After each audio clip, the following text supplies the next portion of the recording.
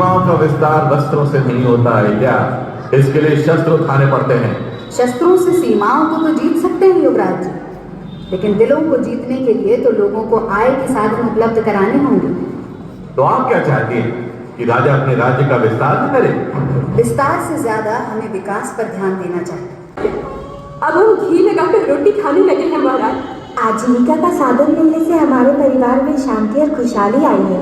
धागों के ताने बानों ने हमारी उलझन को सुलझा दिया है महाराज। हमारा जीवन हरा भरा हो गया। प्रजा का सुखी राजा की सबसे बड़ी सफलता है। महाराज, छोटी रानी जी दया की देवी हैं, कला की पारखी हैं, गुणों की खान है और हमारे लिए वरदान है। नहीं नहीं, ये सब तो बाबा साहब के आशीर्वाद का फल है। जीती रहो अहिल्या। मालवा में चारों ओर सुख और समृद्धि की बात सुनकर मुझे लगता है कि हमें अपने राज्य की सीमाओं को चारों ओर फैलाना शुरू कर देना चाहिए। तुम्हारे इस संबंध में क्या राय है अहिल्या? राज्य के आर्थिक विकास का सबसे बड़ा साधन व्यापार ही होता है।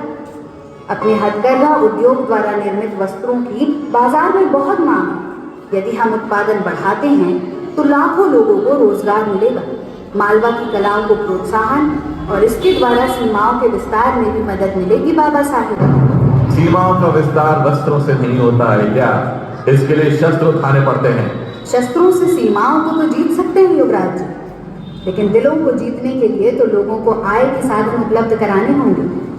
तो आप क्या चाहती हैं कि राजा अपने राज्य का विस्तार न करे? विस्तार से ज्यादा हमें विकास पर ध्यान देना चाहिए। जब हमारे उद्योग और व्यापार की सौरभ सभी दिशाओं में फैलेगी तो निसंदेह दूसरे राज्य व्यापार करने के लिए हमसे जुड़ जाएंगे और यही होगा सही मायने में राज्य का विस्तार। प्रजा से अलग राजा की अपनी एक दुनिया, उसके शौक और महत्वाकांक्षाएं भी होती हैं। अपनी प्रजा की सुरक्षा के लिए शस्त्र उठाना एक राजा का कर्तव्य है, किंतु शौक और आदत के वशीभूत होकर तलवार चलाना अपराध है। तो क्या आप हमें अपराधी घोषित करना चाहती हैं अहिल्या? बिल्कुल नहीं, हम तो सिर्फ सत्य से साक्षात्कार कराना चाहते हैं। इतिहास साक्षी है इस बात का, आज तक तलवार की नोक पर ही साम्राज्यों का विस्तार हुआ है अहिल्या।